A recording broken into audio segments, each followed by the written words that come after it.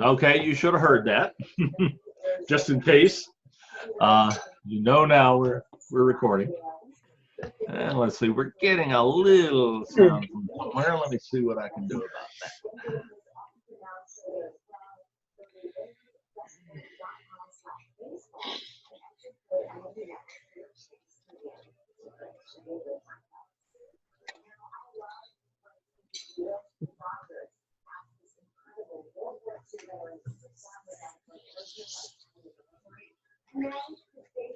I'm hearing some background noise that somebody. Yeah, I'm working on that right now.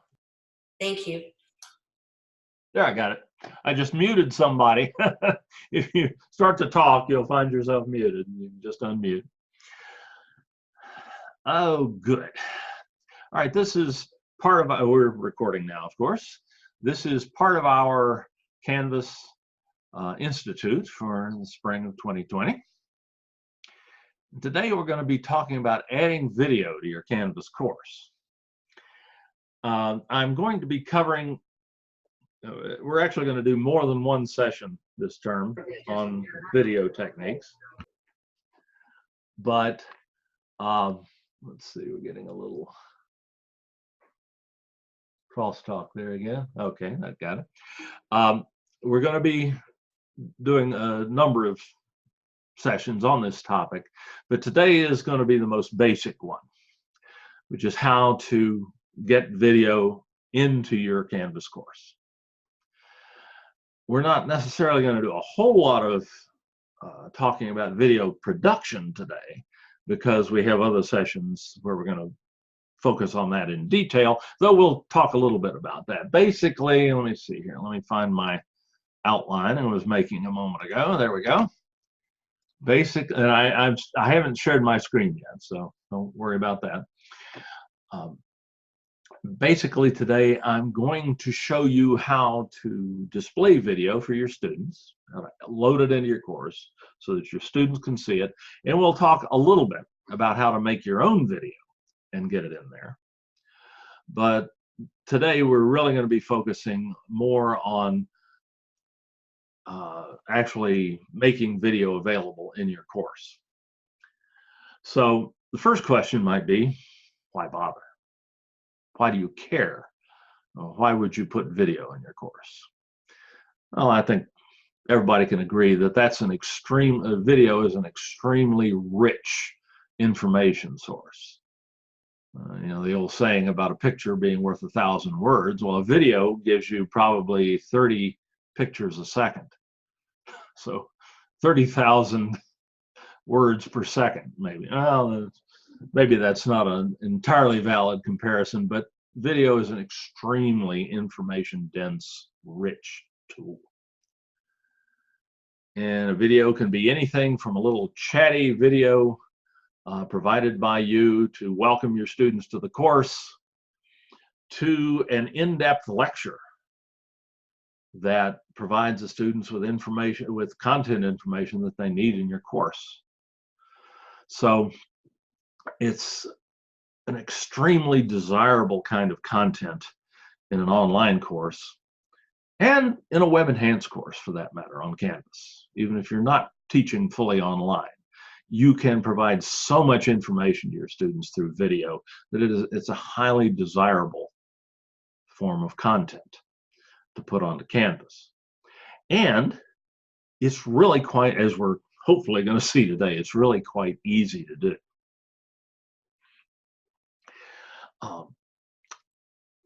So how are we going to get video onto Canvas? Well, one way would be to just record a video, one of a number of ways. We all have video cameras in our pockets these days. Any smartphone will do. Or a webcam almost always comes with a recording application as well. So it's very easy to produce video these days. So why not just create a video file and upload it to Canvas and be done with it? Well, you can do that. But there are a number of reasons why that's not an especially good idea. First off, video files are quite large, especially if they're produced in a format that's not necessarily conducive to video streaming across the internet. So the video file can take quite some time to download to your students before they can view it. And by default in your Canvas courses, you only have 500 megabytes of file storage space in the course shell. And that is you can use that up in a hurry if you're uploading video directly to Canvas. Another reason not to do that is that Canvas is not, any LMS is not really optimized as a video server. Particularly if your students are on a low bandwidth connection, which many of our students are, it may not provide a very good experience to your students when they click on a link to a video in your course. And finally, if you just upload that file to Canvas, the chances are reasonably good, in many cases, that it will not be accessible to students with disabilities. That is, it won't be captioned. And that's getting to be more and more of a no-no. School after school across the country has been sued for doing that. They go after the big people. They go after Harvard, people like that first. And Harvard did get nailed for this. And it cost them a chunk of money. But what to Harvard is just a flea bite would be to the San Diego Community College District a major, especially right now, a major hit. Not to mention that under certain circumstances, the faculty member can be personally liable for that. So it's just not worth the risk. You don't want to put a video up there that is not accessible to students with disabilities. And you just don't want to, just on the, from a matter of ethics, you don't want to deprive some of your students of some of your best content. And even students who can hear may need the captions, particularly if English is not their first language. The captions help a lot. And they help especially if your students are, shall we say, a little north of 60. I can't watch a movie anymore without turning on the captions. So it's really important that that video be accessible. And just uploading a file to Canvas, unless it's had the captions burned into it as open captions, which can't be turned off, chances are it's not accessible. So what are we going to do? Well, one thing we can do, and the first thing we're going to talk about today, is we can use video that's already created, that's already online, and that dovetails with the subject matter that we're teaching. And there's an incredible wealth of video available online for free in every conceivable subject, and a few you probably can't conceive. So it's very easy to do that sort of thing. From this point onward, I'm going to go ahead and, for a time at least, I'm going to be sharing my screen. So let me do that. And I want to make sure that if I play a video, you can see it and hear it. There's a couple of options for screen sharing in Zoom. I'll select, and I'll share my desktop. And let me bring over Canvas. Okay, so you should be seeing my Canvas desktop now, my dashboard. Please speak right up if you can't see or hear anything. One possible problem here is that you may be seeing a little thumbnail with me and some other people in it, with our webcams in it right now, and it could be covering up part of your screen. You don't really need to be seeing me right now. That's definitely not something that's going to improve your day. So if you look in the upper left-hand corner of that thumbnail window, you'll see a little dash If you click that, that'll minimize that so that it's not covering stuff that you might need to see on the screen. Or if you have multiple monitors, you can just move it out of the way. So I don't see anyone saying that they can't see this, so I'm going to proceed. Again, if there's a problem or if you have a question, jump right in, because I've tried to build time in for that today. And sometimes we get the most interesting stuff going on when somebody asks a question. So it'd be great.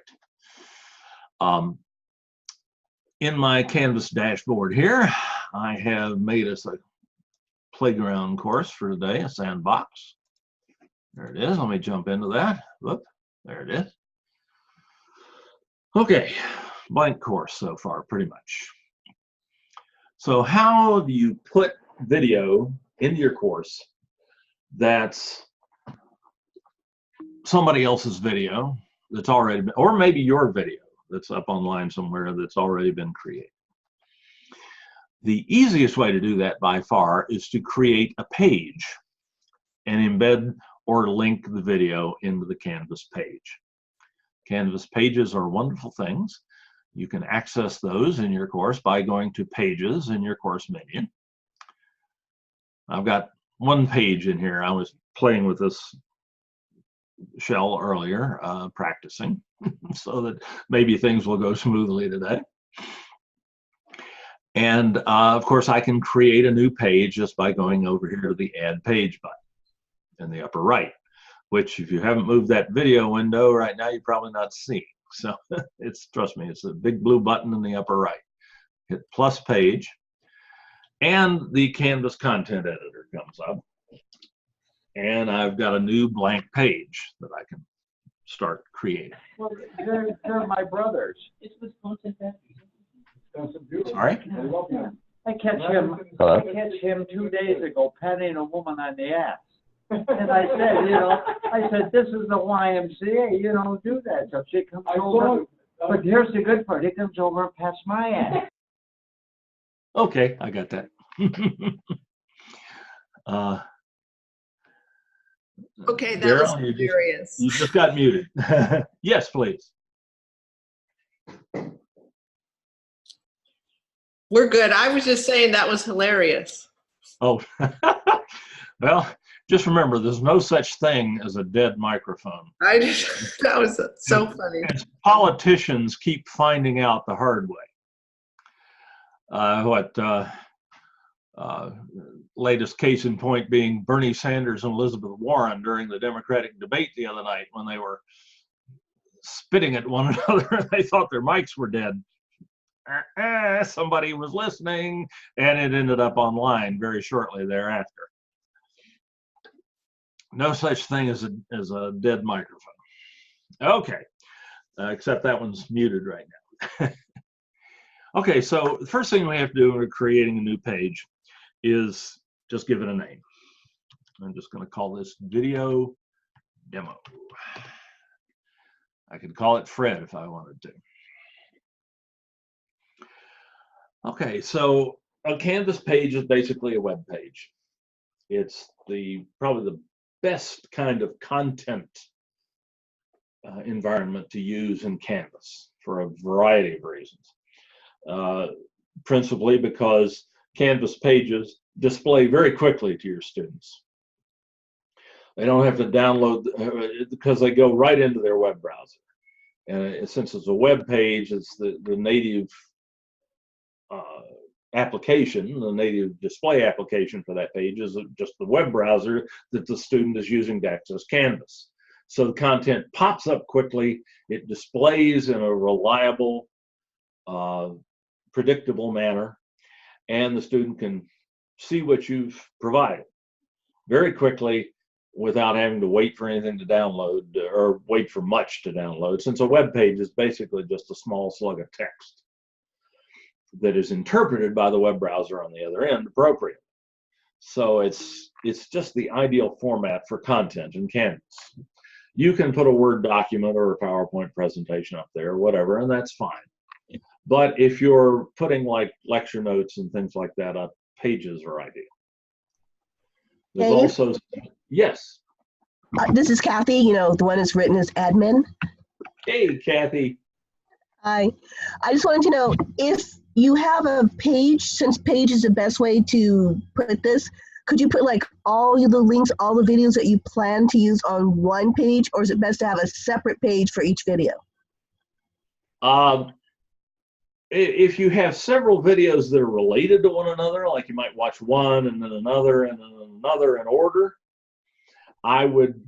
you'd certainly be fine to put all those related videos on the same page. And you can certainly do that. But typically you'd want them on separate pages, particularly if you had not just video on the page, but maybe some text and other information as well. Okay, thank you. So typically you'll have a bunch of pages in a Canvas course rather than one big page where everything is located. All right, But thank you. Canvas will let you do that if you want to. It's very accommodating. Good question. Thanks. So, how do we put a video into a page so that our students can see the video? Well, the simplest way to do that is just to take the URL of the video, the web address of the video. I'm assuming here the video is online somewhere available. And just put that link in as a hyperlink, an external URL in Canvas. Well, let's find a video example to use online somewhere, and you can just find video everywhere. I have,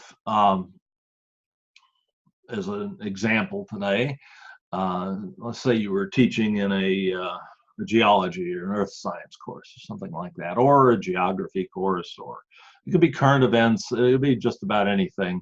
National Geographic has wonderful video site where you can go in, and they have a section called 101 videos that are kind of introductory videos to particular topics in geography, geology, sociology, even, and so on.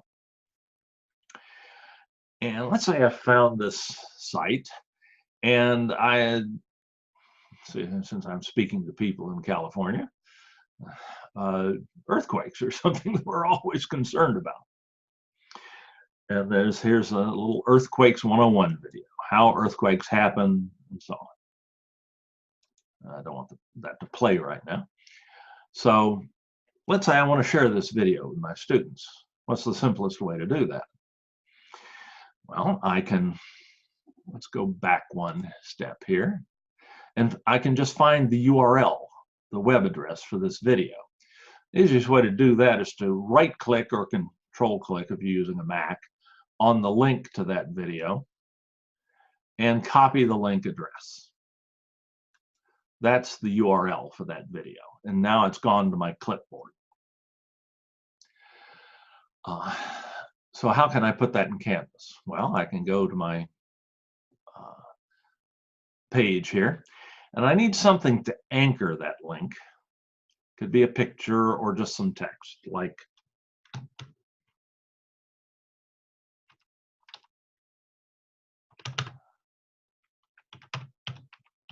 can be anything, except I don't need that M there, where that came from.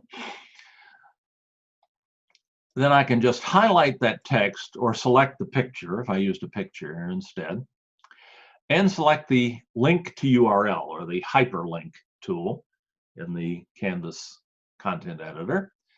Little chain link, it's easy to remember what that is. And we're asked for the website URL. We can just paste it in using Control-V is the safest way to do it with a web editor, and insert the link. Now that becomes a hyperlink. To see that work, we'll have to save this page for a second. And then if we click on that, if the student or we click on that link, there's that earthquake video. Of course, they get 30 seconds of an ad. Nothing's free, really free. But if you're going through a site like National Geographic, it won't be a problem. If it's a YouTube video, of course, they may get an ad for Depends before they watch the video. What you can do about that. But this one looks fairly clean. So, super easy. It's a great way to add a link to video. And that can be, this of course can be in the midst of an explanation. If I want to edit this again, of course I have to go back into the editor. And I can do something like, and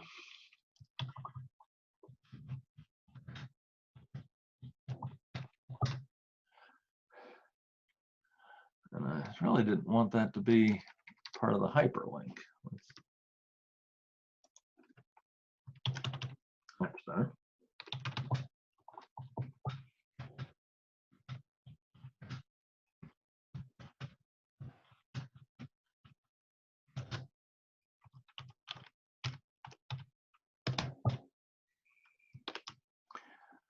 And there's the link.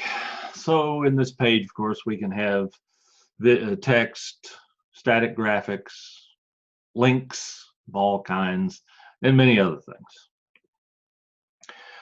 So that is definitely about the simplest way to share video that's already online with your students. But it's not real sexy.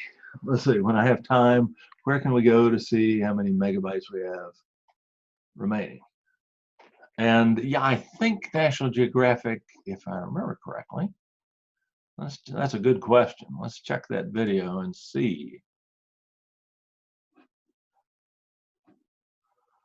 It doesn't have captions in the ad, but I do believe it does on, I don't want to play the whole ad right now, but I believe they do on the actual videos themselves.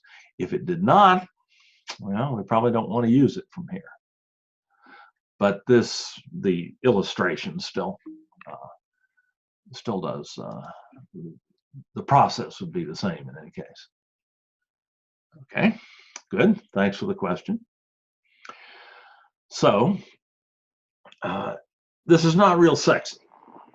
It doesn't exactly draw the students in. There are probably better ways to do this.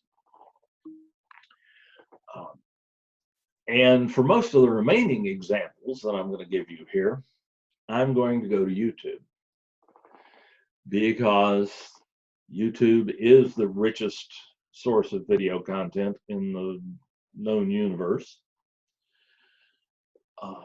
It's free. If it's on YouTube, it's almost certainly free. And it's almost certainly captioned. Captions may not be perfect, but they're going to be very good. YouTube's captioning has gotten, automatic captioning has gotten so good over the years that it's editing the caption is really gilding the lily these days. The captions are adequate in almost every case. It's a good idea to check them and make sure that they're reasonably accurate. But the chances of them not being reasonably accurate are very low these days. So that's just one of the reasons YouTube is so wonderful. YouTube also plays on any device, from an old smartphone to the fastest computer you can imagine. It is, the interface, the YouTube interface is very rich. You have lots of control over the playback. It's just a terrific resource, and it's absolutely free, both to view and put content up, as we'll see a little later. All you need is a free Google account to put your own content on YouTube. And you can control who can see it and when and how. And you can even you can even get rid of most of the advertising that YouTube provides by putting your YouTube video into Canvas. But so let's look at another way of doing this here. I can go to YouTube, and I want a fresh YouTube tab here, so let me do that.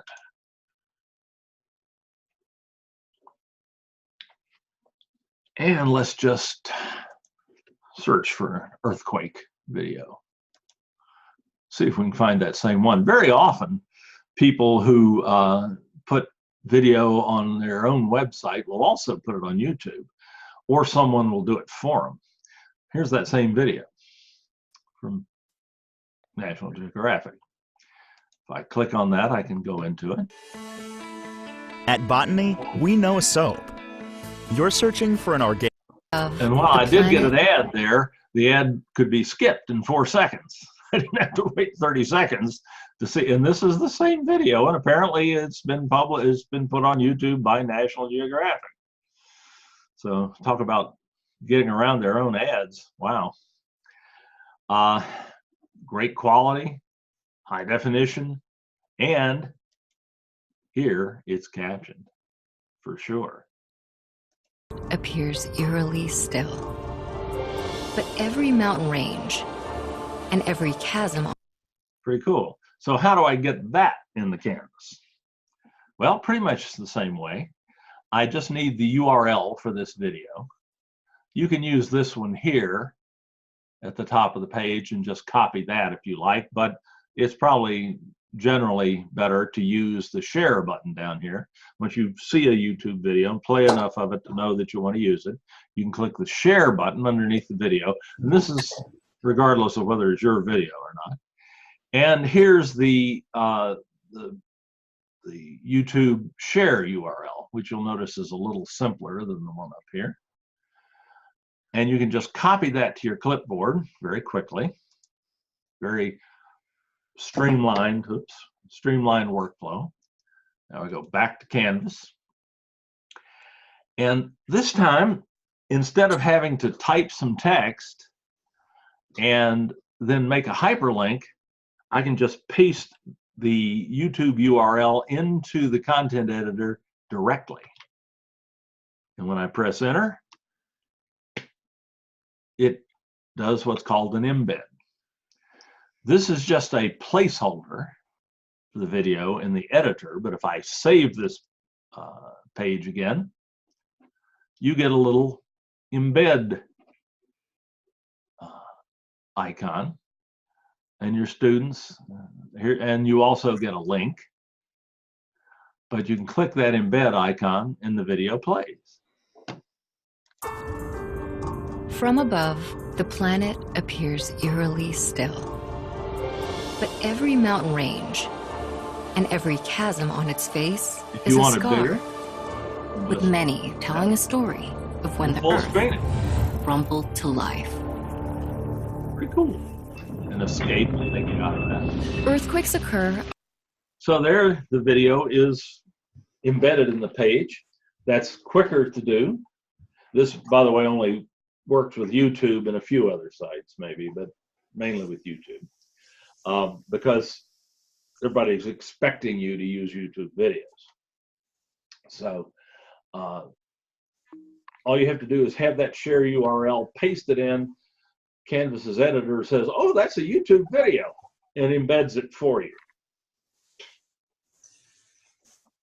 There are some minor issues with doing it that quickly. One thing, I can't figure out a way to have this video be anything but left justified on the page, which can kind of make things, you know, the page may not be as pretty as it might otherwise be.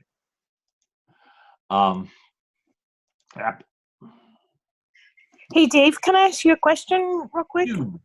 I'd love to have you do that.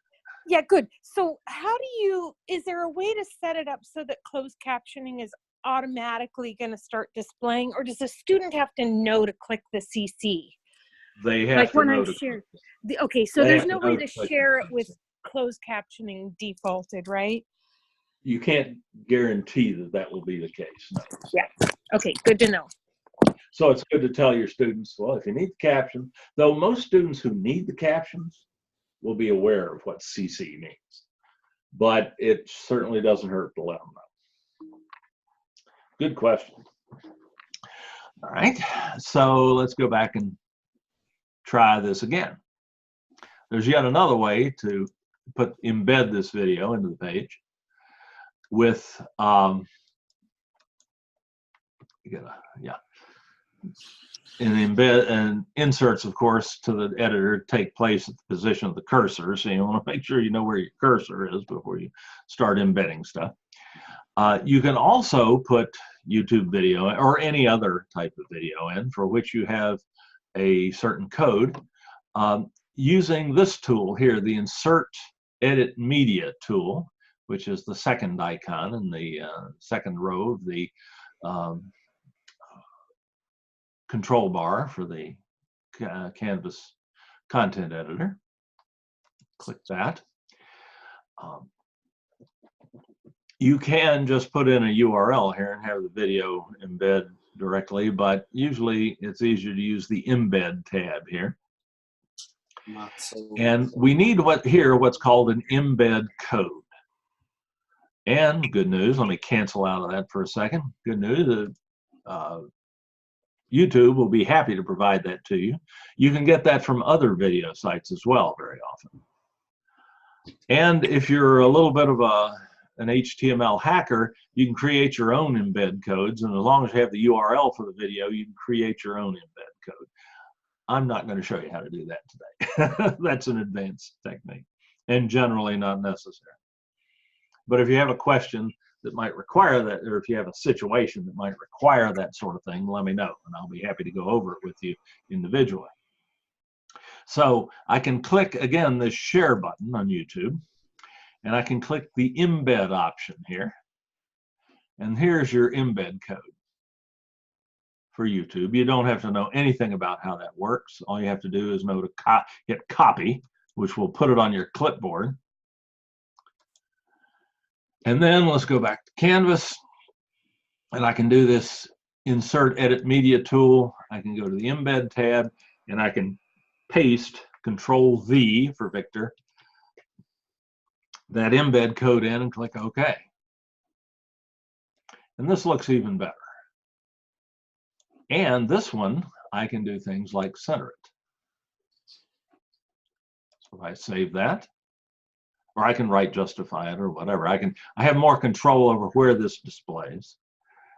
And this is a nice, much better looking embed than you get if you just paste in the YouTube URL like this one here, because you can see a frame of the video. The students get a much better idea of what the video might be about. And it's just more inviting. It's more likely to draw them in. They're very used to seeing this sort of thing online. And if they just click there, from above, the planet appears eerily still. Turn their captions on and off. Every mountain range and every chasm on its face is a scar, with many telling a story of when the Earth unfortunately, you can't totally avoid ads, but you can get rid of them quickly. Earthquakes occur around the world. They've been though they don't occur anywhere more frequently than they do in California, particularly Southern California. So, not a bad topic to know something about. I was, when I was selling my house in Temecula, and I was down about the last 2 weeks before it closed, my wife was walking around worrying every day that the big one was going to hit before it closed and we got the money in our bank account. All right, just something for you to think about today. At least I didn't share a video about pandemic diseases. All righty, so that's another way to do this. But that, of course, would require you to actually go to YouTube and search for the video. You don't even have to do that here if you're in a hurry. And let's say you want a video on a particular subject. You may have already noticed this little YouTube icon in the editor bar. If I click on that, it actually reaches into YouTube for me, and I can just type a subject. Somebody give me a subject. Oh, I'll get the centering. Sailing. I'm sorry? Sailing. Again? Sailing. On a boat, on the ocean. Sailing. Type in sailing. Well, you know, I got it right. Forgive me if my typing is even a little worse than usual. I'm recovering from carpal tunnel surgery. All right, sailing. Okay, there are about a gajillion videos on sailing. You can, of course, be more specific. You can add more keywords and narrow it down. Let's see here. Let me find something.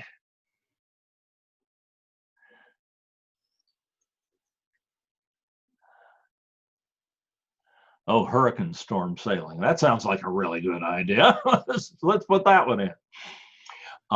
Notice we have a little embed menu over here on the right.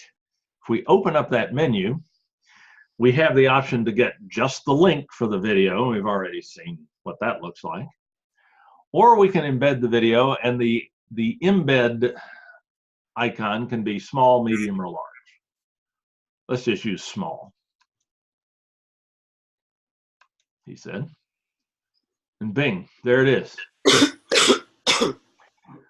So we didn't even have to go to YouTube. We just searched for the video, found one we liked, and dropped it into the page. So you can do this so quickly and so easily.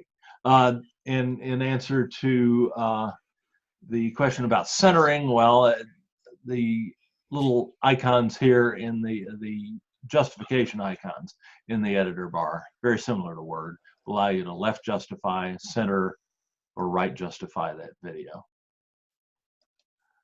Hopefully that made that make sense. If you're going to control, just anticipating another question here, if you want to be able to control the exact or the positioning of the video on this or anything else on the screen in your content editor, more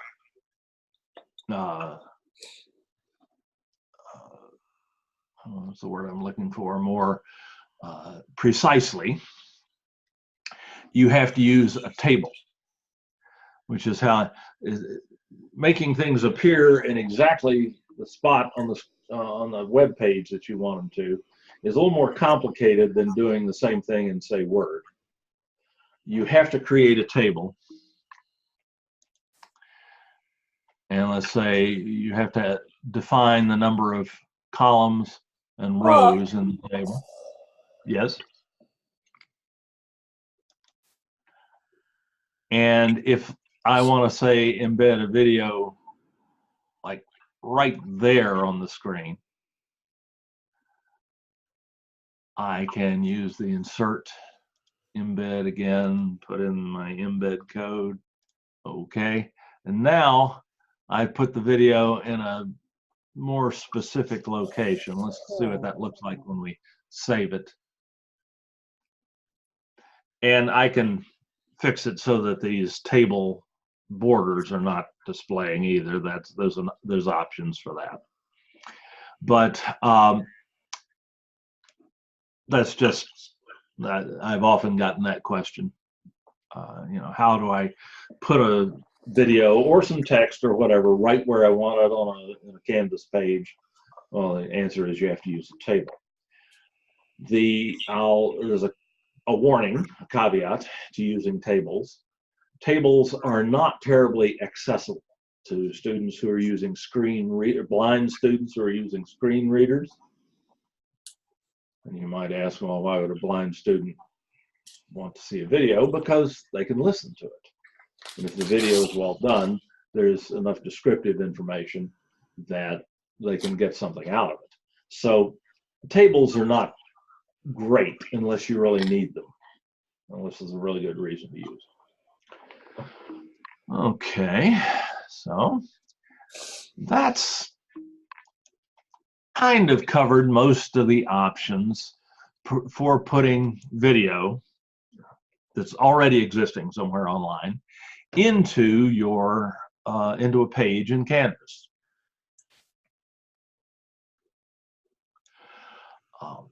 again, we just put in a link. The student clicks on the link and goes to the video online somewhere. That jumps them out of Canvas, of course, probably. So there can be some issues, but it will, by default, it will pop that up in a new frame or a new tab, I'm sorry. We've seen that we can embed videos in a variety of ways, either really quickly and simply if it's on YouTube, or we can make it look a little better. And we can search YouTube for videos without even leaving Canvas. So those are all options, all good options. Any questions, further questions about that right now before we move on and talk about making your own video?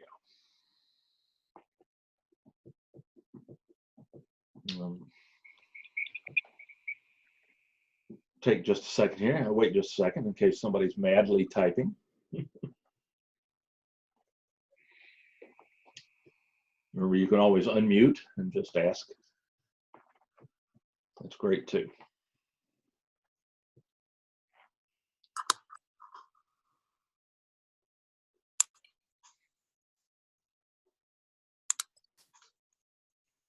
Okay. I'm going to move on. Don't hesitate to ask it if you need to ask about something that's gone before. If you can't remember something or something else occurred to you to ask about that, just jump in. Not I can't get much more confused than I normally am anyway. Once you upload a video, that's a good question. If you upload a video like to YouTube, I'm assuming, are you able to delete it? Yes. Or if you upload a video to Canvas, the answer would be yes. Yes, you can always delete a YouTube video. You can only delete if you want to get rid of a video embed in a page that you've put in there, you can just edit the page.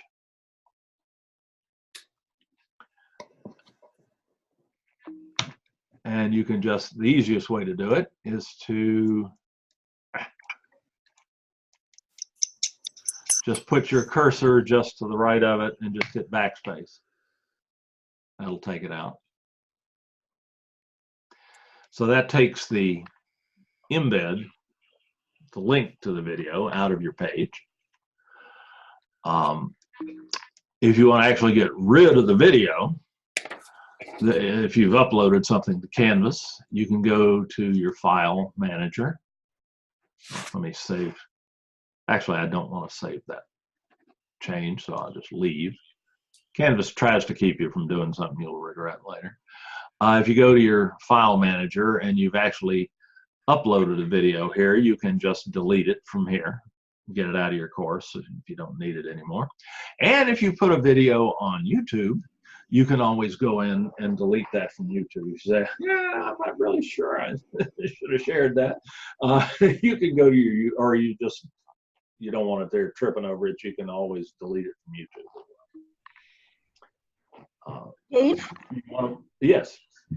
You said that, did you say that Canvas only has 500,000 megabytes total or gigabytes total, or you can only upload up to 500,000 in each shell?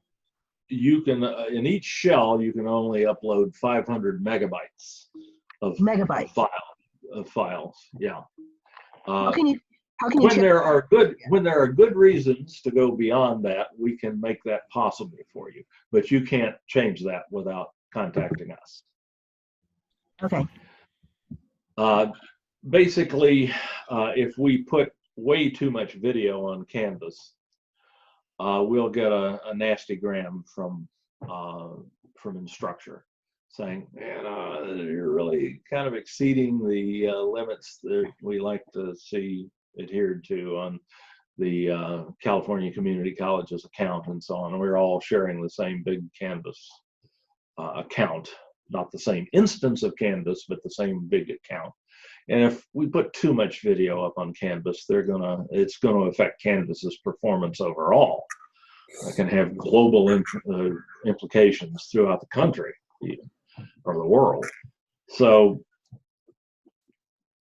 it's just, for that reason, for the others I mentioned earlier, it's just not that great an idea to actually put video up on Canvas. Now, you can link as many videos into a page from YouTube or anywhere out on the web as you like, and that has no impact on your file space on Canvas or on Canvas's performance in any way, because you're actually pulling those videos from, when I embed that video, I don't actually load it into Canvas. This is just really a pointer, a link that looks like the videos here, but it's not. It's out on YouTube or on the National Geographic site or whatever. So that doesn't affect our storage space or our performance at all. So you can embed as many videos into a page or into different pages as you wish, and you'll never run out of capacity to do that. But if you're uploading files to Canvas, you're normally limited to 500 megabytes. And if that gets to be a problem, we have some courses where that's a legitimate problem, and we've made adjustments. And I don't think anybody's ever been turned down, but we don't automatically make that possible, because if we're going to use up extra disk space, we at least want to know about it, because it isn't a totally unlimited resource. Good questions. Thank you. That's the most fun part of the presentation. All right, so embedding videos in pages is really pretty straightforward and quick. But let's say that the video that you want is not out there, or you can't find it, and you just want something that's personalized. Obviously, if you're making an intro video for your course, you're going to need to make that. You're not going to find that available online already.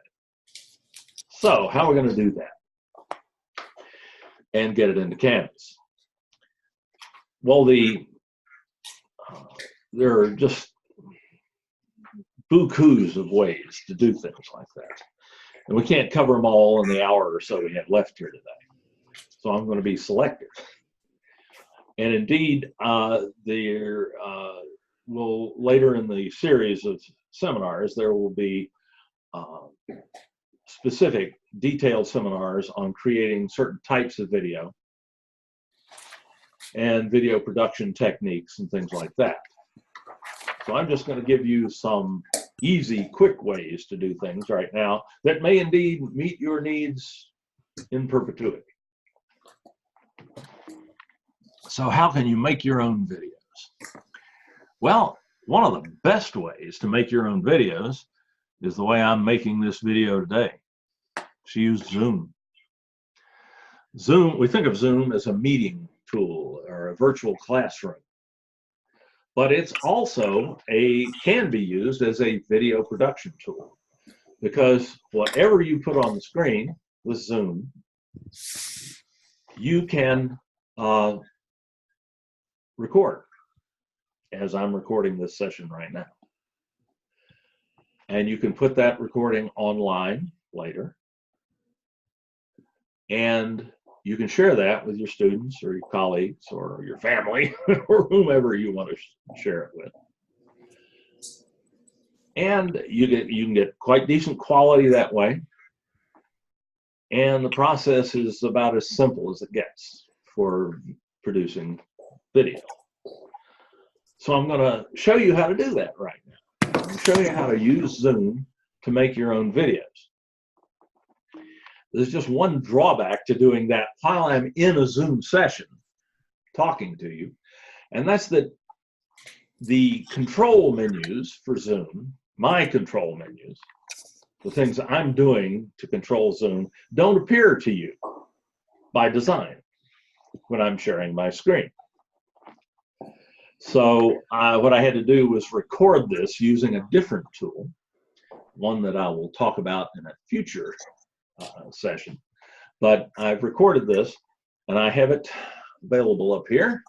There it is. I've got it open in a tab. So this is a canned video stored on YouTube that I'm going to share with you right now. It's about 14 minutes long, I think. But I will be here. If you have a question, speak up, and I will pause the video, and I'll answer your question, and then we'll move on. Okay? I'll be watching the chat tool too. All right, here is how to record a Zoom. Well, first off, let me show you how to start a Zoom session. This is obviously something you're going to have to be able to do in order to use Zoom to do your recording. I think actually this video is now ready to go. Let me refresh it. Yep, there it goes. Okay, here's how to start a Zoom session. And let me reiterate before I do this that every one of you, if you don't already have a free Zoom Pro account, just like the one I'm using here from CCC Confer, you can get it at any time just by going to conferzoom.org. That's CCC Confer's Zoom site. And just click sign up. You'll need your district email address normally. And you can be using Zoom usually within an hour or so, totally for free.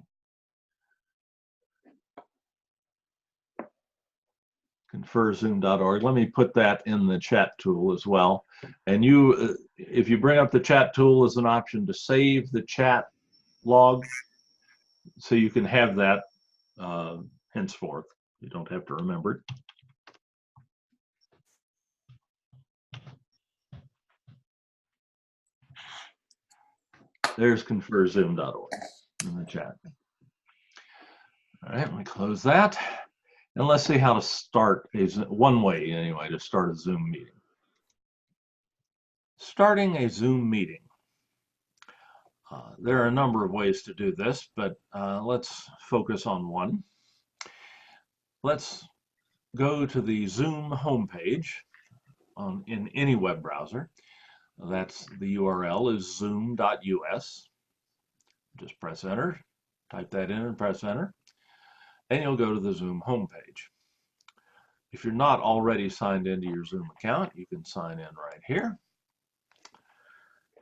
You'll provide the email address that you use for your login ID. Yours will probably be your district email address. You've probably gotten a free Confer Zoom or free Zoom Pro account from Confer Zoom at CCC Confer. And provide the password. Again, here there are multiple ways to start a meeting. We can just use this host a meeting button here, but unless you have your Zoom settings just so, this will generate a random meeting ID, which you would then have to provide to your students after you started the meeting. That's not very convenient if you want to provide your students with this information in advance. By far the best thing to do is to use your personal meeting room and its attendant unchanging meeting ID. You can start a meeting immediately using your personal meeting room by just clicking on the personal meeting room tab here in your meetings page on Zoom. This is your meeting ID. You'll find your meeting ID here and your join URL. You can provide either one of those to your students. This URL you can provide to your students as a hyperlink in Canvas or any other or in an email, and they can just click on that link and go straight to your meeting. So we'll start the meeting. We may have to open Zoom meetings manually. And now we're asked how we want to handle audio in the Zoom meeting. Usually that will be joined with audio, though you can use telephone as well. And you may have to start your video down here if you're set to automatically have your video turned off when you start a meeting and your meeting is running. As long as you've provided either the meeting ID here or that meeting join URL that we saw on the earlier page to your students, they can now join you, and you'll all be in the same Zoom meeting. Almost the only way I've ever seen Zoom fail is if the students were in one meeting and you were in another. And you can avoid that by consistently using your personal meeting room. All righty, once you're done with the meeting, you can just go to the End Meeting button down here in the lower right-hand corner of the Zoom menu and selecting End Meeting for All. And you're done.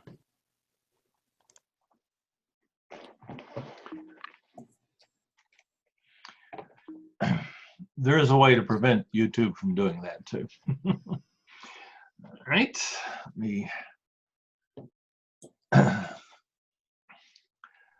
all right, I trust everyone was able to see and hear that. I didn't see any contraindications. So let's go back to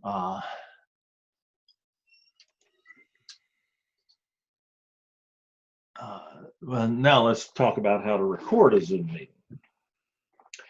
There are, first off, when you start a Zoom meeting and you want to record it, you don't actually have to have anybody in there with you. You can just be the only person in the meeting, and you can record the meeting and then make use of that recording later. Obviously, you can also record a live meeting where you're actually talking to people. There are people in there with you. That's what I am doing that in the background right now.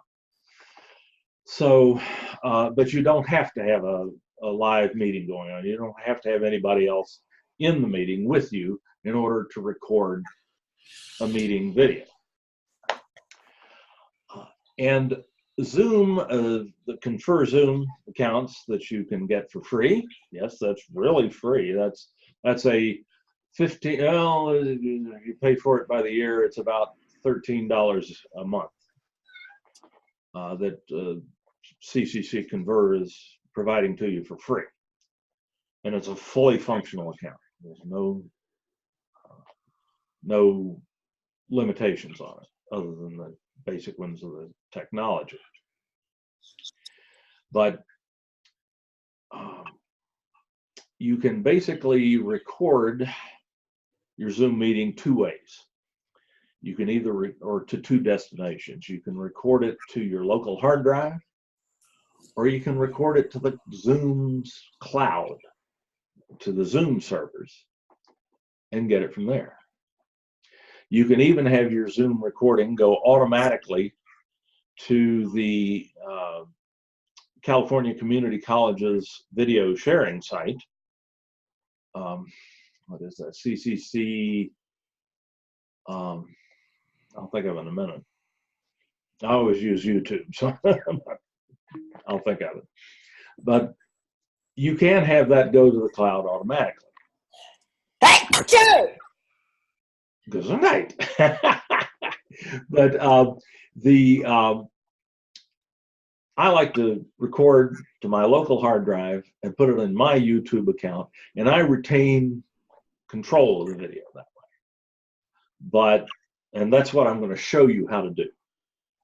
But I just want you to know, there are other options, like recording, and the recording to the cloud is very quick and simple.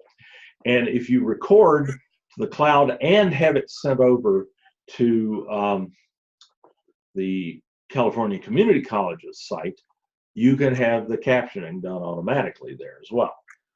Setting all that up is kind of a bit of a process, which I'm not going to go through today. Whereas uploading the video or recording the video to your local hard drive and then putting it up on YouTube, as you're going to see here, is dirt simple. And you do retain control of your video.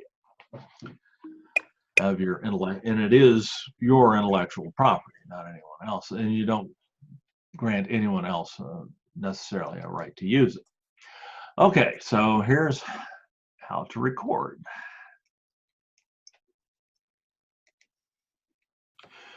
Recording a Zoom meeting to your local hard drive and then uploading it to YouTube to share with your students.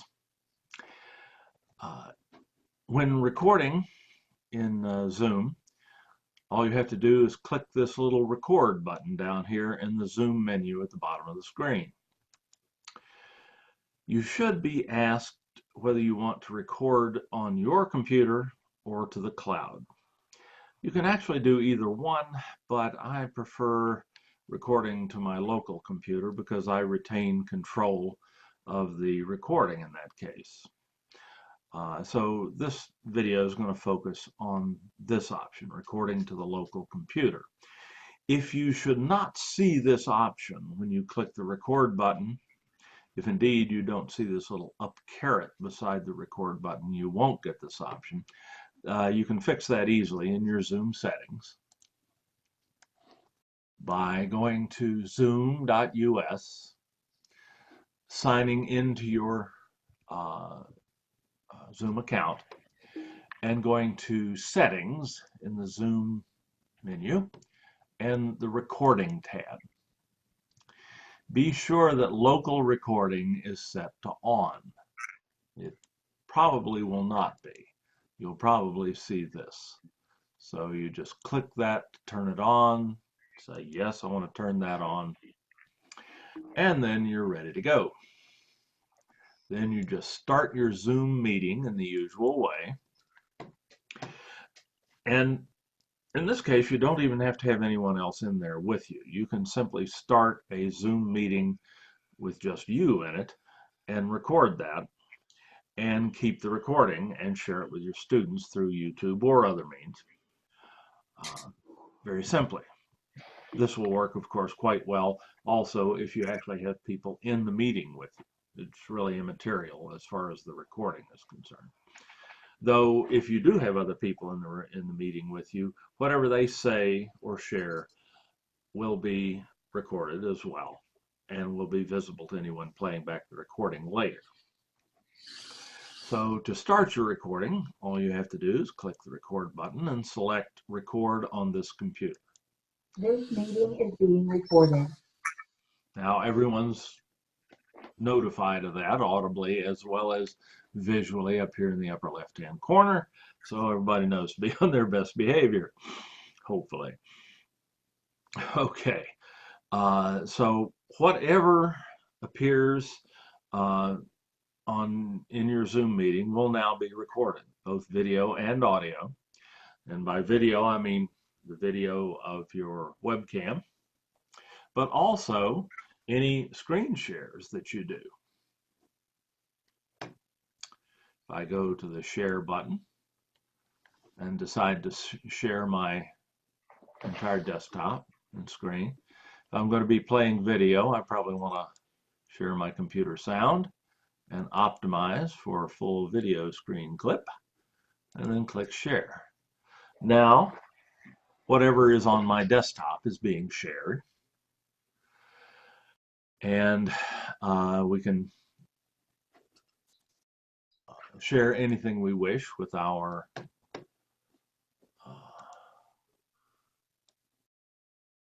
students, like a YouTube video, whatever. And on its face is a scar with many telling a story. And all of that's being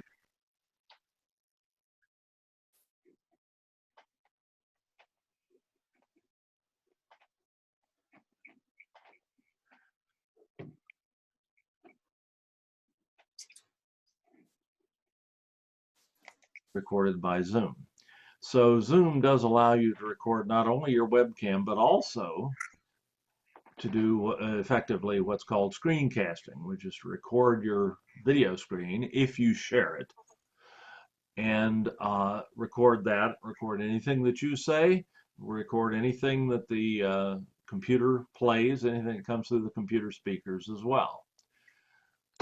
You can switch back and forth by stopping your screen share. You can switch back and forth between your computer, recording your computer screen and recording you or whatever your webcam is seeing.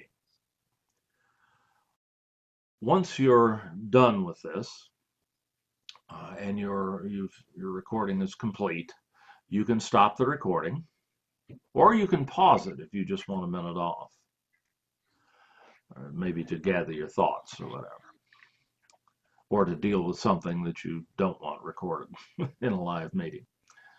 But once you click stop, The recording has stopped. You're told that the recording file will be converted to MPEG-4, which is what you want, a standard streaming format, when the meeting ends. So in order to actually get this recording, we have to end the meeting down here in the lower right-hand corner of the Zoom menu. And yes, I really want to end the meeting. And since I'm recording this particular video by means other than Zoom, you're now still hearing me and seeing what's on my screen. And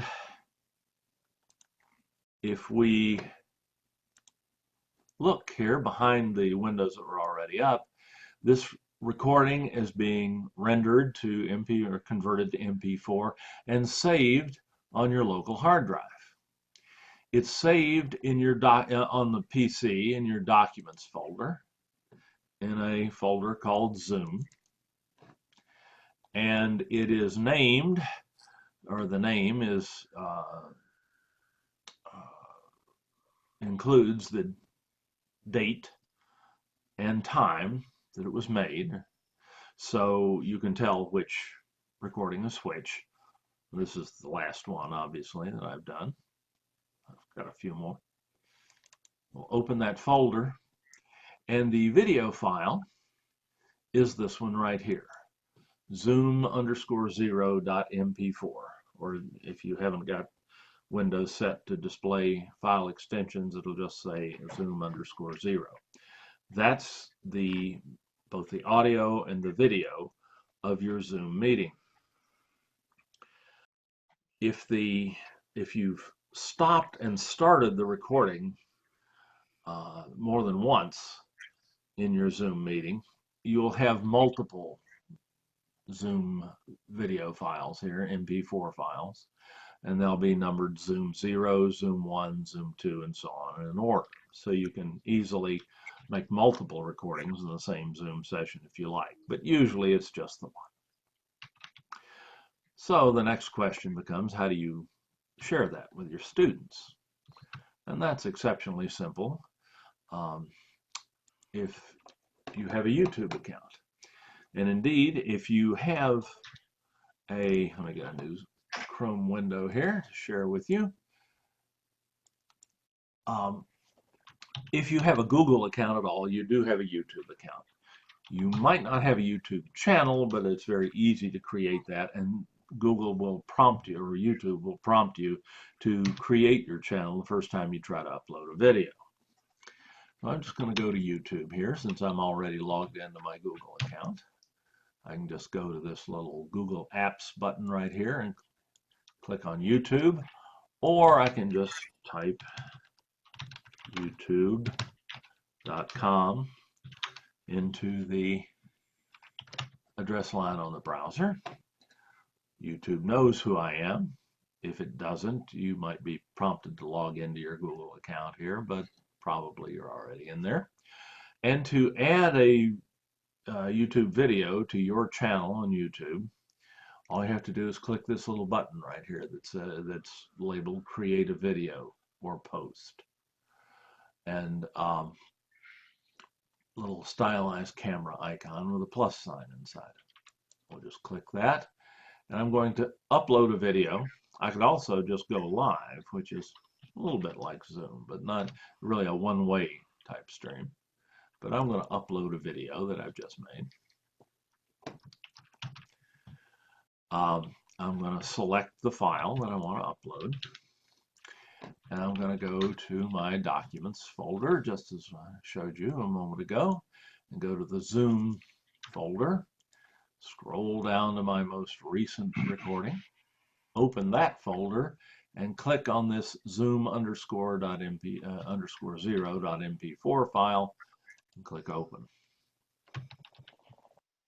Since that was a pretty short one, first I'm going to be asked for some details here. Let's see, I don't know if I can get away. The title, is required, and I probably want something a little bit more descriptive than zoom_0. So let me just do zoom example. I don't have to add a description necessarily. Let's see. You do have to say that the video is not made for kids, assuming it's not. That's a new legal requirement that YouTube's had to implement. So now it'll let me do next. And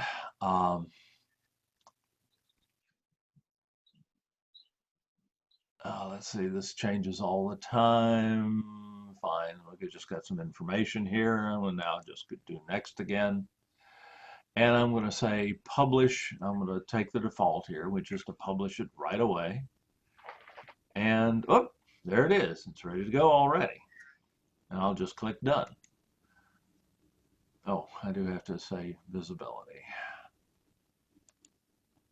I want it to be, my visibility options are public, anybody can view it, and it can be searched for. Private, which means only certain people can see it, and they have to have a YouTube account. And they have to be logged into their YouTube account in order to view it, or more likely unlisted. I want the video to be unlisted. That is, anybody who has the address, the web address, the URL for the video, can view it if I provide that to them. But they don't have to be logged into YouTube or anything like that to view it. So unlisted is my usual version, unless it's something that I don't mind sharing with the general public. Whenever you feel like you can, that's a good idea. And we'll click done. Now the video is published. And we can share it with people just by taking this video link right here. And we can click this icon that says copy that to our clipboard. You see that's been copied to the clipboard. Then I can just close it.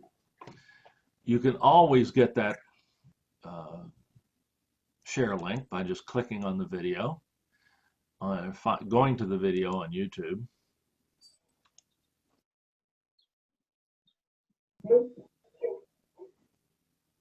Now everyone's notified of that audibly as well as, and just going to share, and here's your video URL.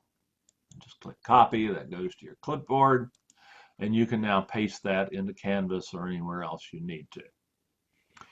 So that's all there is to recording a Zoom session with or without other attendees, and uploading that session to YouTube, the recording of that session to YouTube, and then sharing it with people via Canvas or other means.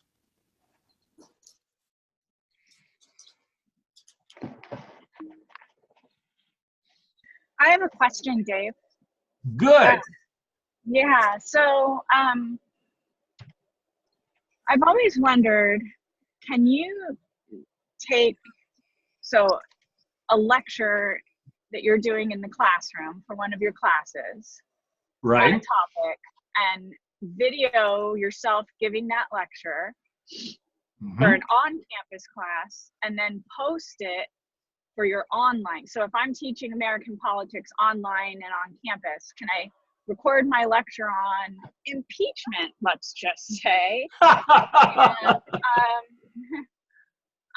and post it in my online classes? Absolutely, you can. Yes. Okay. Right. So do you have any suggestions of how to set that up, or? I'm considering that. Yeah, Zoom is a great tool for that. You can take your laptop into class and set it up and open up a Zoom session. Okay. and proceed to lecture. Okay, and then what about like the privacy of the students there if they ask a question, or you just can't videotape them, or you mute it, or are there any? Well, you'd probably say, yeah, you'd probably, in a situation like that, you'd probably not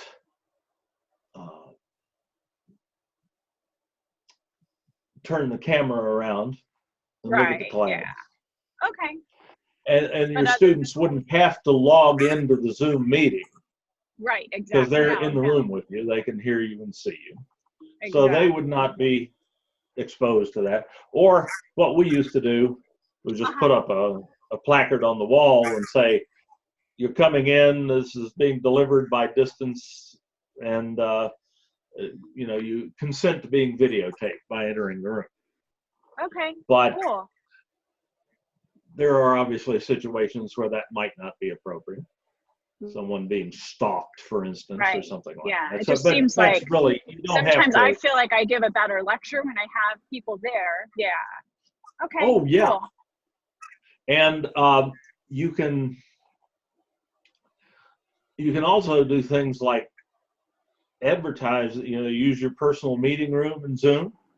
And you can have students that are in the classroom and somewhere else. Awesome. The walls disappear.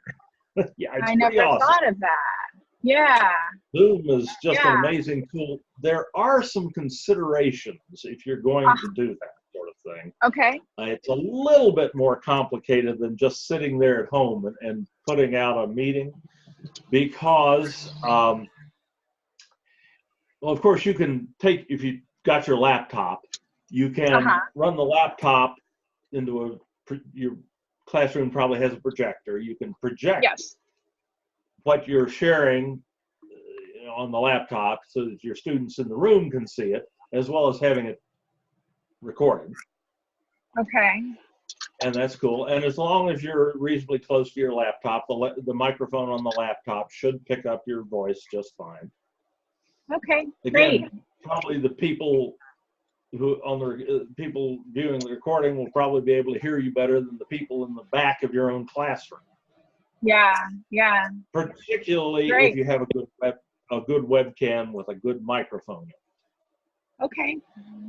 And I can give you some suggestions on that sort of thing. All right. Yeah, that's very doable. All right. There's Thank you. one kind of activity, however, that's a little bit hard to capture that way. All right. And that's a major caveat in doing what you're describing, which, by the way, is called lecture capture. This is a name for it. And it's a very well-established technique. And if you put the lecture up on one of the ongoing problems for years with lecture capture was accessibility. But if you put it up on YouTube, it will be accessible. So that's pretty much taken care of. The one rub is getting up if you use the whiteboard in class, which most of us still do. Most of us baby boomers still do anyway. Hopefully nobody says, hey, boomer. But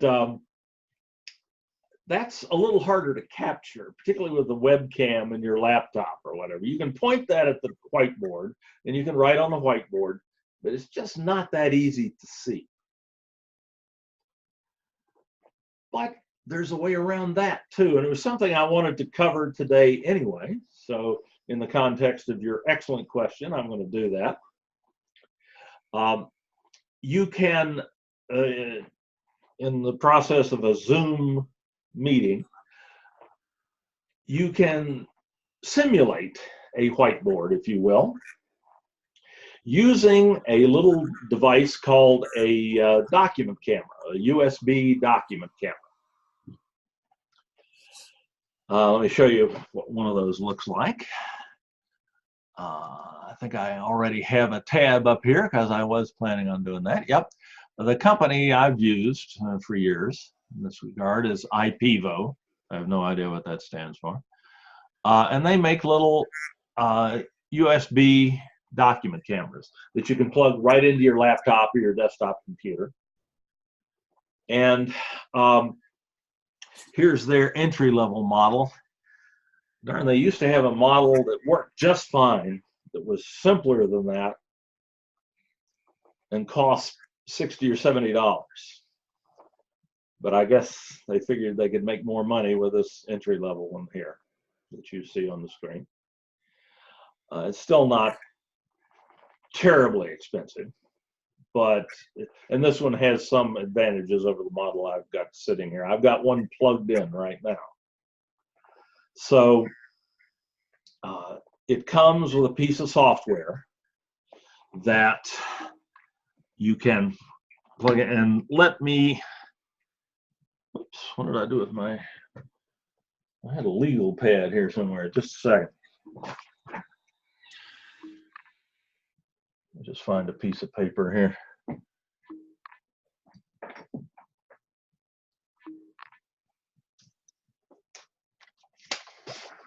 That'll do. A pen, that may be harder. Bear with me, getting set up here. And oh, there's a pencil, that'll do. Okay, this is going to be a little crude, but you'll get the idea, hopefully.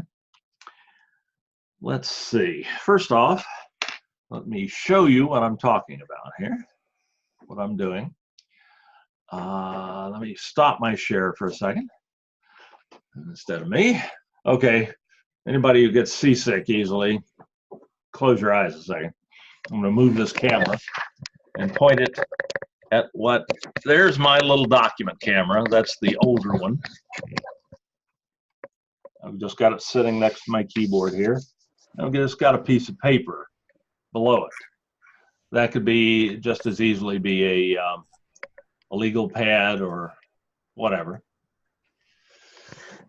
All right, just to give you some context on what I'm doing here. So the document camera comes with a little application, which I think I have here. There it is.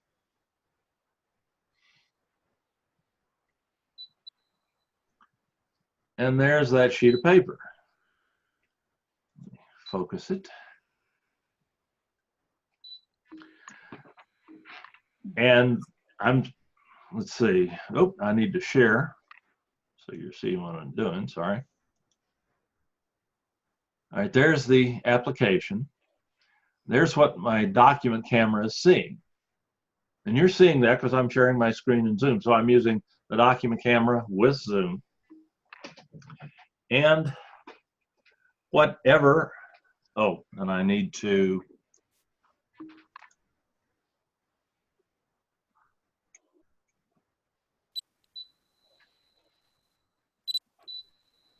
oh, that's not what I meant to do. Excuse me.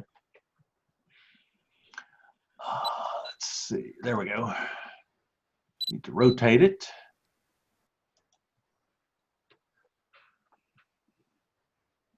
Yep, now things are right side up. This takes a little bit of a learning curve, but not much. Let me focus that again. And now whatever I write on the paper, you can see and read. You can draw pictures. Great. Yeah, that's really cool. If you can draw. Can't help you there. I certainly, I used to teach chemistry. So I can draw chemical equations and chemical reactions.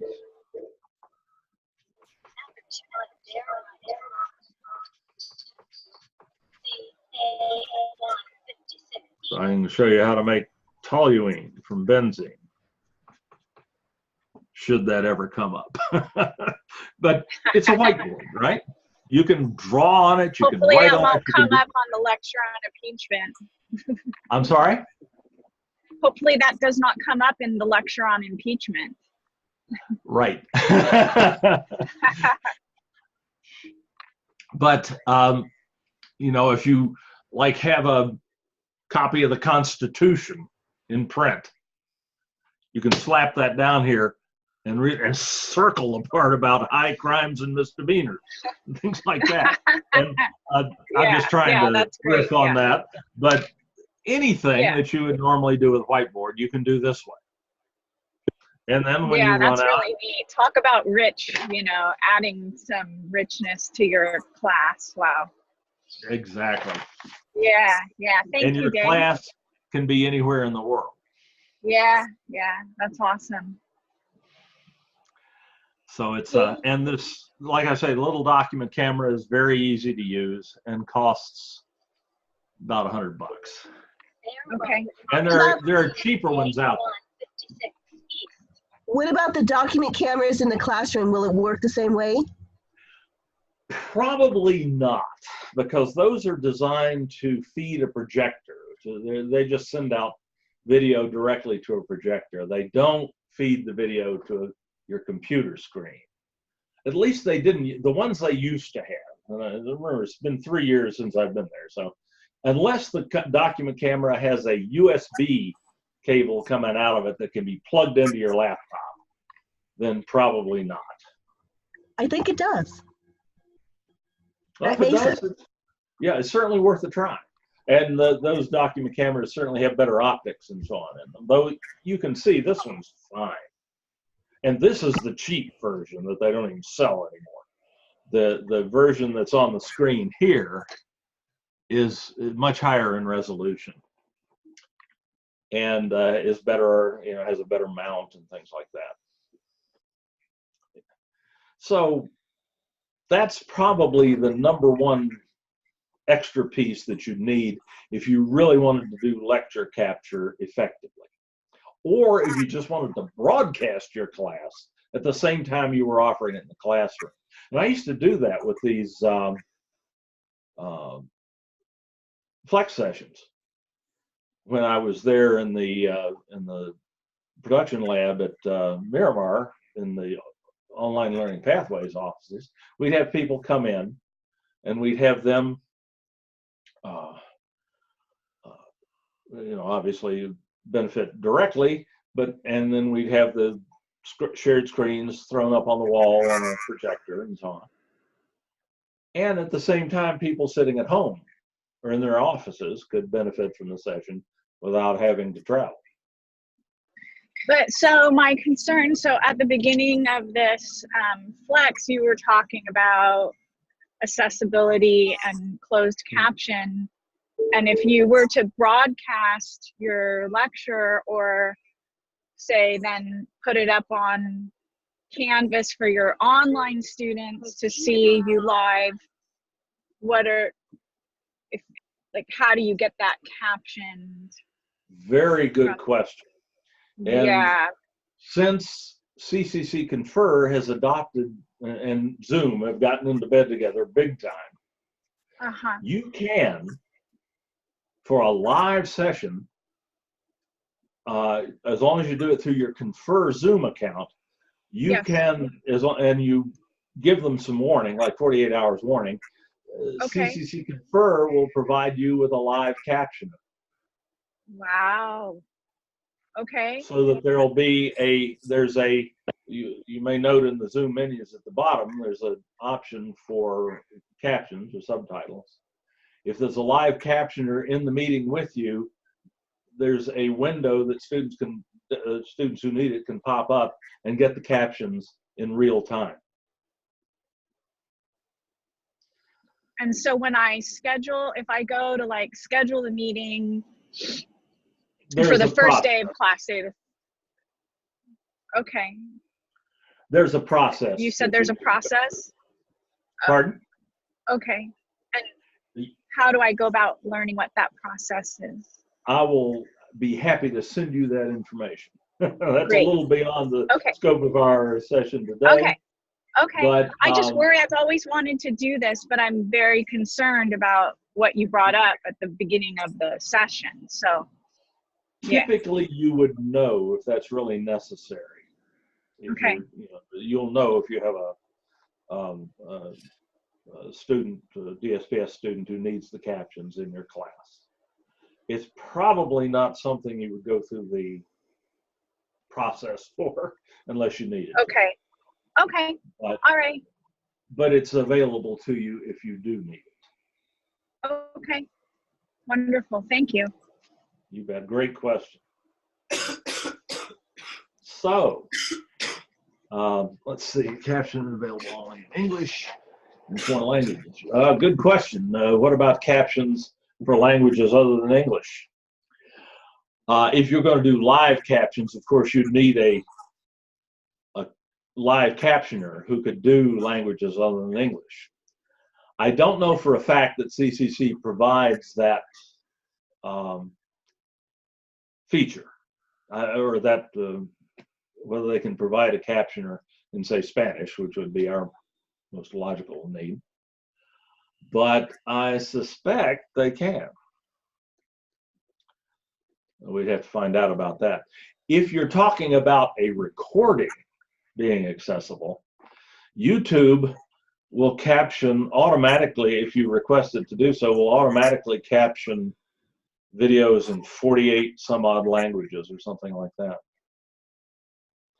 So it's YouTube. That's another one of the reasons that YouTube is such a phenomenal tool. So you could take I could take my Zoom lecture, put it up on YouTube, and they'll caption it. Yeah, the captioning happens automatically.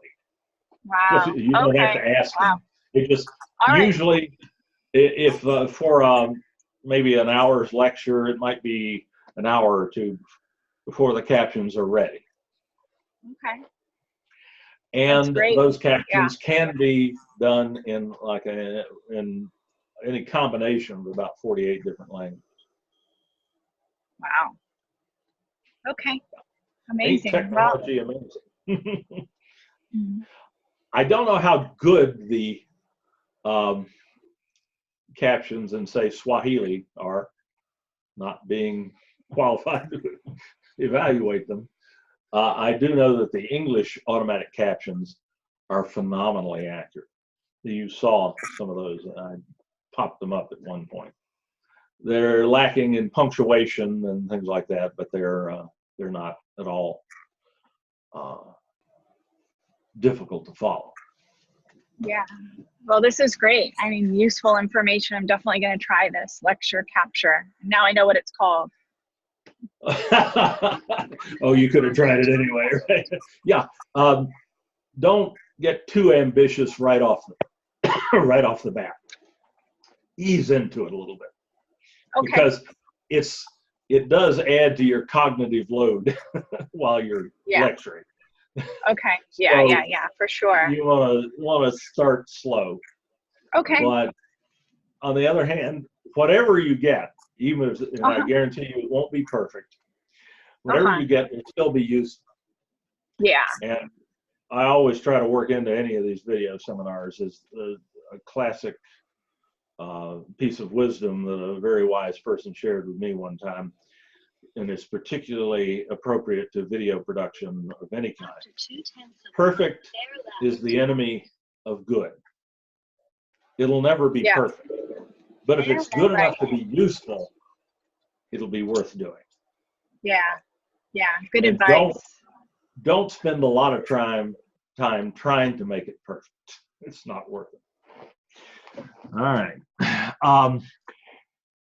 Good. Do they caption medical terms? Good question. With varying degrees of effectiveness. If not just medical terms, but any kind of technical jargon can be a bit of a challenge. YouTube's surprisingly good about it because of the wide variety of technical and medical information that's up on YouTube, but you can't be absolutely certain. If you have a problem with that, or if there are terms that are not being picked up properly in the captions, and that's an issue for you, you can go in on YouTube, as long as it's your video, you can go in and edit the captions and correct the medical terms. Obviously, that's more work, and you hope you have to do as little of that as possible, but if it's a critical problem, you can fix it. Oh, just great questions. There it is. it's so much fun to riff off the questions. So thank you for keeping those coming. We've actually got 10 minutes left or so. That's kind of pretty much mostly what I had intended to share with you today. So please, but I'm happy to answer more questions. I will mention that you know, we saw using Zoom as a means of capturing video, but you can also, of course, should you not happen to have a webcam handy, but you have your smartphone handy, you can certainly use your smartphone to capture talking head type video very easily. Let's again, oh no, I'm good. There we go. There's American government going on right now while we're talking about this. That's got to be an exciting subject right now. But you can use your smartphone to capture video of you or of anything around you. Let me take that off screen to unlock that. Okay, there's my smartphone. This is about as old a smartphone as you'll still find working. That's an iPhone 6, so if it'll work on this, it'll work on anything. Works equally well with Android phones. We can go to the camera, go to video, activate the selfie camera. I can pick that up and, whoops, I've got everything upside down for the writing, so sorry about that. It's not worth correcting right now, but I can just, you know, record a few seconds of video.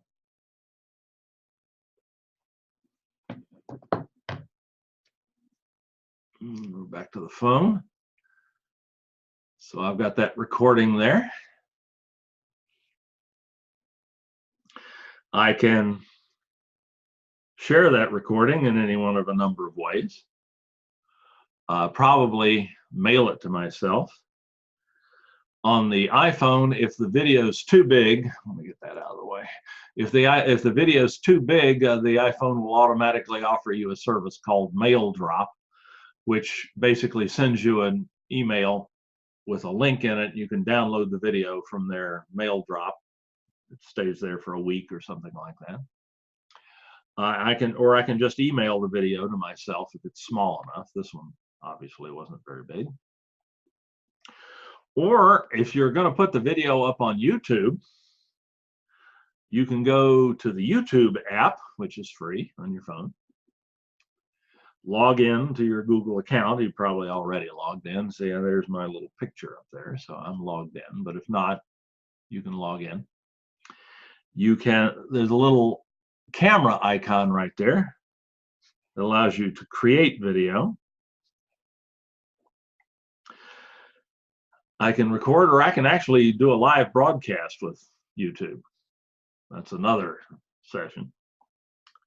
Though I'd use Zoom if I were doing that anyway, because then people can talk back to you. Just hit record.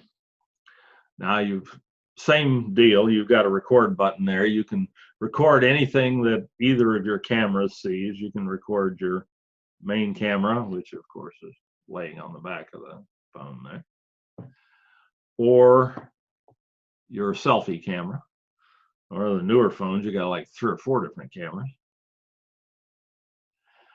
And then the app will upload the video to YouTube straight from the app. You don't even have to get it onto your computer and then upload it through the YouTube interface that I showed you how to do that. It's very simple, but this was very quick. If I just start recording here. There we go, now I'm recording. Yada, yada, yada, yada. Stop that. I can preview it. think I've got my video or my audio turned down. Yeah. So I can preview it.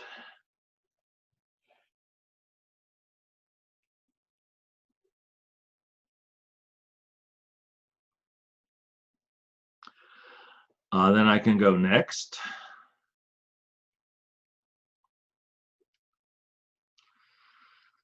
Yeah. Privacy, public, location.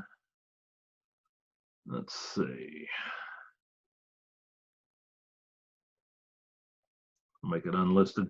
By the way, on YouTube, the privacy options, I mentioned that briefly, are public, unlisted, and private. You'll almost never use private.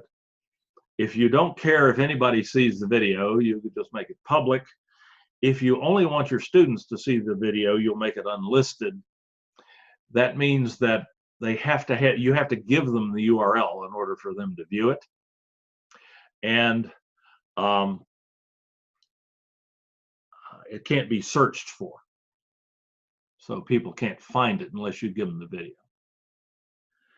And then, let's see. All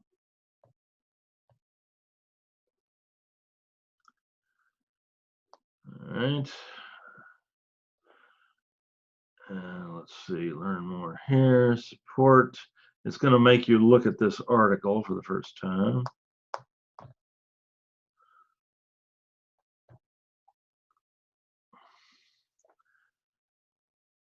And I can now upload the video. You see that there, assuming I'm logged into my account. And that's all it takes to put it on YouTube. It's already uploaded.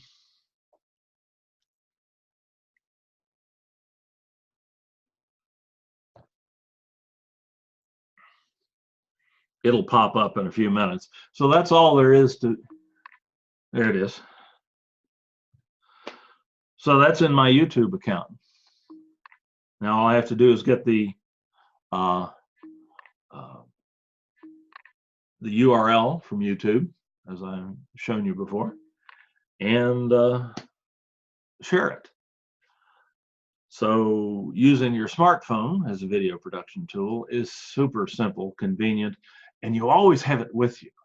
So if you're out there and you see something germane to your subject matter and you have your smartphone in your pocket, you can create an instructional video wherever you are on the spur of the moment and have it on YouTube and have it available to your students within minutes.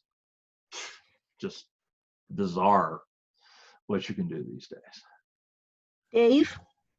Yes. What are the rules for uploading copyrighted material? Let's say you show a film in the class that's germane to your class and you want students to miss class or who want to see it again to see it in Canvas. Yeah, that's a thornier problem because you can't upload anything that's copyrighted to YouTube because YouTube will find it and you'll go into YouTube purgatory. Ask me how I know that.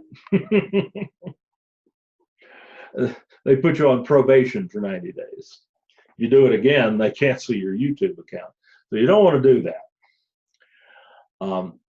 That would be a problem if you were doing lecture capture, because you have the right, granted by the Digital Millennium Copyright Act, to use copyrighted material in your classroom live, as long as you only have enrolled students in there and it's germane to your topic. You can use it pretty much without limit, but you can't post it online that way. And YouTube will flag it if you try. There are exceptions to that can be, you can invoke what's called fair use and or the TEACH Act, the Technological Harmonization for Education. I forget what the acronym stands for, but there are exceptions to that rule. But you couldn't put that video, if you had a lecture capture video that included more than just a minute or two of a copyrighted video, a minute or two you can get away with. The whole video or a big chunk of the video, probably not. In that event, and if we're going to invoke fair use or the Teach Act and put that content online for your students to see later anyway, we can't use YouTube to host it because they'll flag it and you'll get into all kinds of trouble. So we do have a supplemental video server at Online Learning Pathways where we can put that content legally by invoking fair use and the Teach Act, but we'd have to help you with that. We'd have to put that content up for you. So should that problem arise, we have a workaround for it, but it's not quite as simple as just uploading the thing to YouTube. Great question. Boy, y'all are really thinking about this. And I know, having taught for 45 years, I know that things are clearer right now than they will be tomorrow or the next day. And while I will put this online for you, and you can go back through it anytime you want to, I'm always happy to answer questions about this or anything else. I'm happy to go online with you via Zoom, one-on-one, and we can talk about your specific issue. But there's two things one thing I'd like to ask you to do right off the bat here, before you leave. I probably should have thought of this sooner because it is 11 o'clock. If you wouldn't mind going to the chat tool and putting in your name and your email address, then I'll be able to reach you if something new comes up here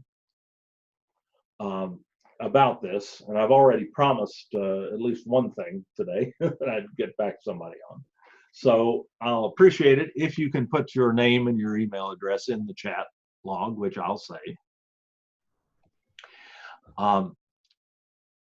Also, let me put my email. Most of you have it anyway, I think, my district email. Oop. Sorry. Wasn't where I was supposed to be. Let me do that again.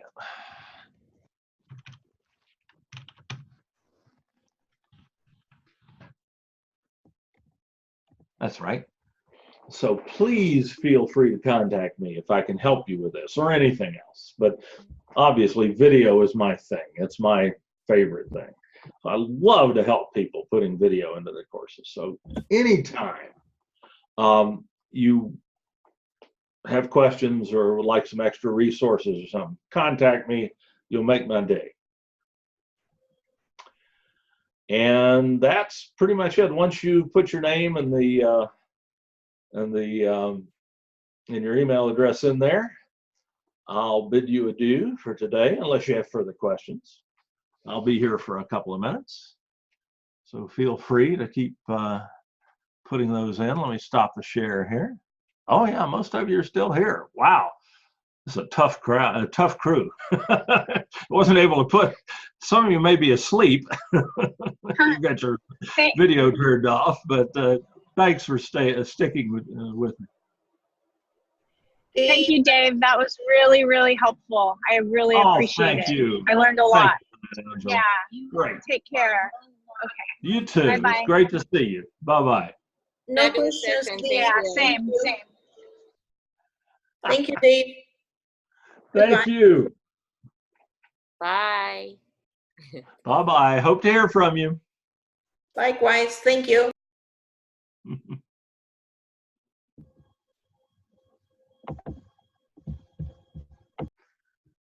Okay, looks like we are done. I'll